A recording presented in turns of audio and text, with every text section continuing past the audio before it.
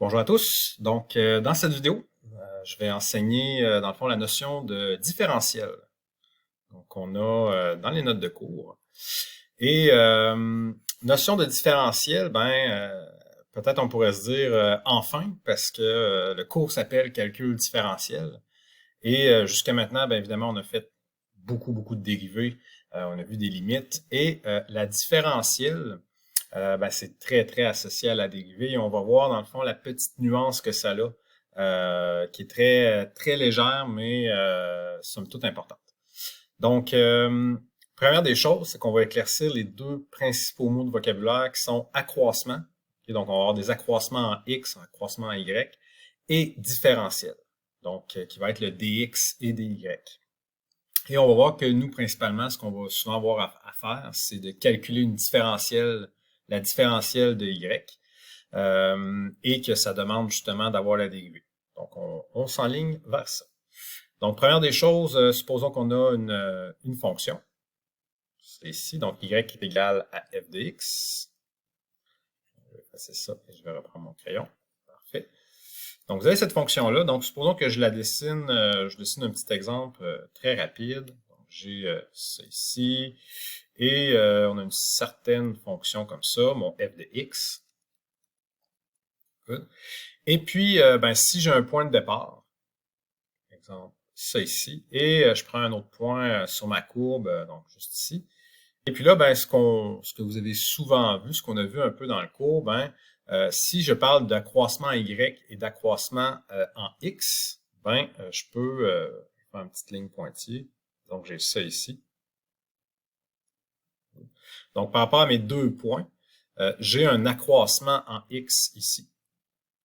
Sur ma courbe, sur ma fonction. Donc, j'ai un accroissement de ma variable indépendante notée ici delta X, donc mon petit triangle. Et c'est l'accroissement en X, tout simplement. En Y, c'est la même chose, mais en Y. Donc, la variable ici dépendante. Et c'est toujours sur ma fonction. Good. Maintenant, on va faire un petit rappel sur c'était quoi donc une dérivée. Okay, donc, si je descends un petit peu, juste ici, on sait que la dérivée de Y par rapport à X, donc qui est notée, donc qu'on notait souvent Y', mais qui aussi est noté dy sur dx. Et justement, dy sur dx, ce sont des différentiels. Et donc, ma dérivée est égale à la limite qui est là. Ici, bon, la forme un peu plus opératoire là, de cette formule-là pour qu'on a utilisé, qu'on a commencé à avoir justement ce qui s'appelait la méthode des accroissements pour calculer les dérivées. Donc, on avait vu la forme suivante, qui est le delta x qui tend vers 0. Et au numérateur, on avait ici le f de x plus delta x moins f de x et tout ça sur delta x. En fait, toute la partie du numérateur, dans le fond, c'est notre accroissement en y qu'on allait chercher sur notre fonction. Donc, c'est pour ça qu'on avait utilisé des f. Donc, c'était notre écart en y, toute cette partie du numérateur-là. Et le déno, c'était notre delta x qui est l'accroissement en x. Remarquez que dans la formule de dérivée, et c'est pas anodin, le delta x, justement, on le fait tendre vers 0. Donc, on le rapetisse le plus petit qu'on pourrait imaginer. Okay? Donc, on le fait tendre vers 0. Parfait. Donc, ça, c'est pour accroissement. Accroissement x, accroissement y. Et retenez surtout que c'est sur la courbe qu'on les prend. Maintenant, si je descends un peu, la différentielle. Okay? C'est quoi la différence entre la différentielle? La différentielle de la variable indépendante x est notée dx. Donc, la différentielle de x. Et ici, on a dx qui est égal à delta x. Bon, jusque-là, on aurait peut-être tendance à se dire que ça ne sert pas à grand-chose parce qu'on a deux choses qui s'appellent différemment, mais qui sont égaux. Sauf que, retenez que la différentielle de x, le dx, c'est en fait surtout quand on va être dans les accroissements de x très petits. Okay, donc ça, entre autres, je vais rajouter une petite remarque là-dessus très bientôt. Donc le dx, somme toute, c'est assez similaire au delta x, donc la différentielle de l'accroissement à x. Ça va. La grosse différence va être vraiment au niveau de la différentielle de y. Où est-ce qu'on a cette petite relation-là très importante? Donc, la différentielle de y est égale à la dérivée multipliée par le dx. OK, bon, maintenant, pourquoi? Déjà, on va éclaircir un peu cette formule-là. On peut rajouter quart. En fait, on va dériver votre y', qui est dy sur dx. Ben, dans le fond, ça, c'est notre dérivée.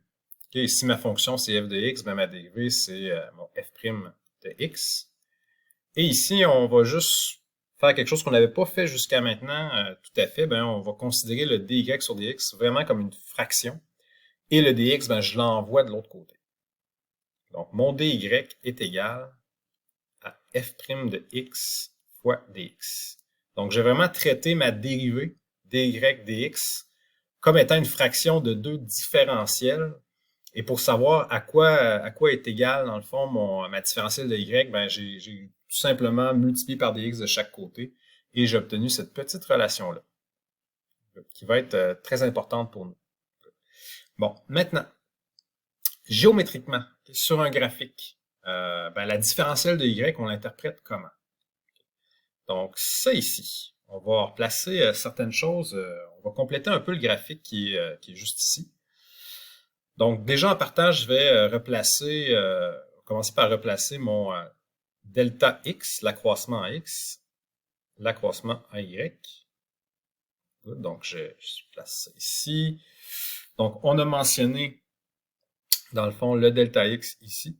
On a dit que, somme toute, c'est assez similaire à la différentielle. C'est la même chose, différentielle de x. Maintenant, toute la partie, okay, et je vais peut-être aller comme ça. Toute la partie ici, okay, qui est sur la courbe. Donc, nous, vous voyez la partie qui est courbée, c'est notre fonction. Ben, toute la partie ici entre mes deux points, donc c'était ce qu'on avait appelé, en fond, l'accroissement en y. Parfait. Par contre, si à partir de ce point-là, okay, j'ai une tangente, okay, donc si à partir de ce point-là, j'ai une tangente, ben, sur ma tangente, pour le même écart en x, donc pour le même accroissement en x ou la même différentielle, peu importe, ben, sur ma tangente, je suis plutôt ici. Et lui, ici, cet écart-là, c'est ça que je vais appeler, en fait, ma différentielle de y.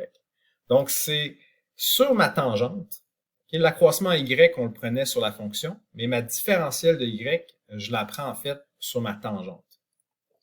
Good. Donc, on a déjà ces petites choses-là. Qu'est-ce qu'on peut dire de plus sur le graphique? Remarquez, bon, que ici, okay, pour ma certaine valeur de x, ben, j'avais ma fonction. Parfait. Rendu à mon autre point, quand j'ai ajouté à ce x-là mon accroissement en x, donc mon delta x, ben, ma fonction, ici, ben, c'est rendu f de x plus delta x. Donc, c'est des éléments qu'on avait déjà vus quand on avait appris la formule de dérivée, finalement, avec la méthode des accroissements, le f de x plus delta x, le f de x, bon, tout ça combiné ensemble qui peut nous donner la pente de la tangente. Maintenant, à quel moment est-ce que ça devient vraiment intéressant de commencer à parler de différentiel, d'accroissement, etc.? On va aller voir sur le fichier GeoGebra. J'en ai un autre que celui avec le code QR. Je vais vous le montrer immédiatement. Parfait. Donc, on a exactement la situation là, que vous avez dans les notes de cours. Donc, vous avez un x ici à partir d'un certain point P que j'ai nommé. Un certain écart x plus delta x. Et ce qu'on voit dans le fond ici, ben, on voit une différentielle de y et juste ici, ben, l'accroissement en y, qui sont différents. Donc, on voit bien que ici, en ce moment, les deux sont, on mesure chacun leur chose, puis c'est pas très, c'est très différent. Par contre, qu'est-ce qui se passe si je les rapetisse? Si je rapetisse mon delta x. Si je rapetisse mon delta x, ben là, il se passe quelque chose d'intéressant. C'est que si je rapetisse très, très petit mon delta x, vous voyez que la différentielle de y puis l'accroissement y, ça devient un peu pareil en quelque sorte. Okay, donc ici, évidemment, si je prends un gros delta x, un gros accroissement à x, ben, les deux se séparent. Mais quand je me rapproche très, très, très, très, très petit, ben, somme toute, les deux sont très, très pareils. Okay, on peut approximer une par l'autre finalement. Okay. C'est assez logique avec le principe que quand j'ai une tangente, finalement, ben, de manière très locale, donc quand je vais dans le très petit, ben, ma tangente devient pratiquement comme ma fonction. Toujours quand je suis dans le très petit. Donc, je suis vraiment dans un voisinage qui est très, on pourrait dire, zoomé dans le très petit. Et c'est ça qui va nous être, qui va être intéressant, qui va nous être utile pourquoi? Ben, pour des calculs d'incertitude, pour des approximations, etc. Parfait. Donc, on va revenir dans les notes, puis je vais expliquer quelques petites choses supplémentaires. Donc, c'est ici. Parfait. Donc, des petites remarques à faire là-dessus. Donc, on peut utiliser la partie dans le bas. Donc, petite remarque. C'est ici. Bon, petite remarque. Lorsque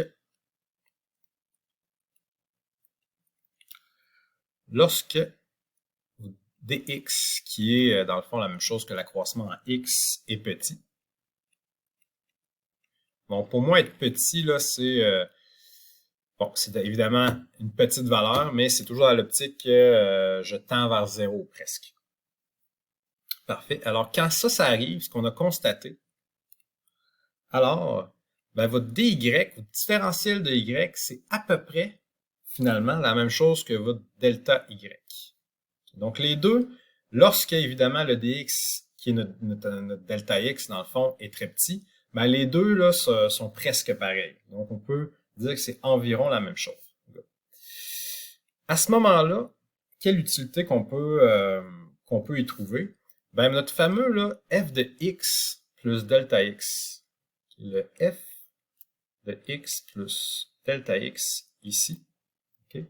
Ben, ça, en fait, là, c'est égal à quoi? C'est égal à mon f de x plus delta y.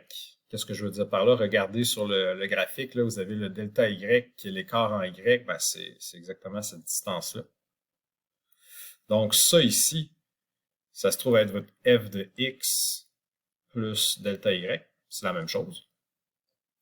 Et là, avec ce qu'on vient de dire, avec la petite approximation qu'on a que ma différentielle, c'est presque la même chose que mon accroissement, ben, ça veut dire que ici, dire que f de x plus l'accroissement à y, c'est votre f de x plus Oh, excusez-moi, je vais apporter une petite correction. OK. J'étais vite un peu dans mes explications. J'espère que... OK. Parfait. Donc, le f de x plus delta x, c'est égal au f de x plus l'accroissement y, donc le delta y. Et ça ici, ben, mon accroissement y, mon delta y, ben, c'est pratiquement la même chose que ma différentielle quand mon delta x est très petit. Ben, à ce moment-là, je vais pouvoir dire que j'ai cette approximation-là juste ici. Donc, j'ai cette relation-là. Ça veut dire que pour calculer ça ici, ben, je peux obtenir une approximation de cette façon-là. Donc, au lieu de considérer f de x plus l'accroissement en y, ben, je vais faire f de x plus ma différentielle de y. Et avec ça, ben, on va être capable de calculer les incertitudes, approximations, etc. D'ailleurs, petite remarque avant qu'on se lance dans les exemples un petit peu plus concrets, numériques. Donc, la différentielle, c'est quelque chose qu'on va beaucoup utiliser en calcul intégral, qui est la suite du cours de calcul différentiel. Et si je reviens à la petite relation mentionnée plus tôt, donc le dy qui est égal à f' de x dx, ben, quand on va intégrer, ce qu'on va faire, c'est qu'on va rajouter une intégrale par-dessus. Donc, le symbole d'intégrale, l'espèce de s allongé, on a ça comme ça. Parfait. Donc, on va intégrer. Et intégrer, c'est quoi? Ben, c'est l'inverse de la dérivée, et même, on pourrait dire, de manière un peu plus exacte, c'est l'inverse de la différentielle. Et à ce moment-là, ben, l'intégrale de dy, on va revenir à y. L'intégrale de f', donc si, comme j'ai dit, la calcul intégral, c'est l'inverse de la dérivée, ben, on va revenir à f de x. Donc, on va faire l'inverse de la dérivée, en quelque sorte, l'inverse de la différentielle. On va revenir à la fonction f de x avant qu'elle ait été dérivée. Et ici, on l'expliquera plus en détail en calcul intégral, mais on rajoute la constante d'intégration, étant donné que lorsqu'on dérive, ben, les constantes disparaissent, ça devient 0. Bon, on en rajoute une quand on fait l'inverse qu'on intègre. Et je n'irai pas plus loin, je vais laisser un peu de suspense pour le cours de calcul intégral. Et donc, ça termine l'introduction à la différentielle. Et maintenant, on va faire des exemples.